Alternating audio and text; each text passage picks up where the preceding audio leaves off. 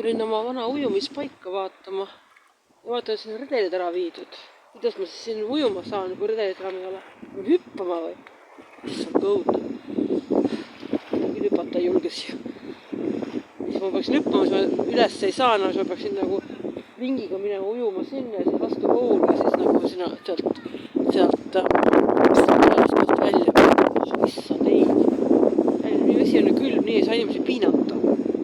Kus redelid on? Appi.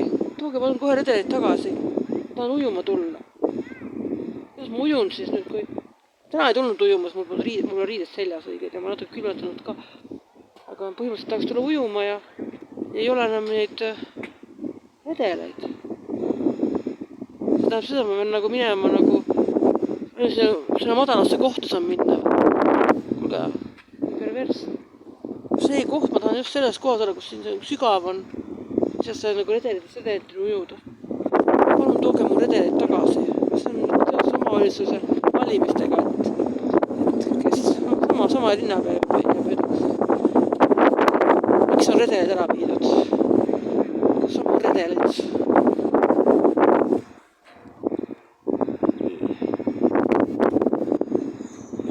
Kes need tüübid?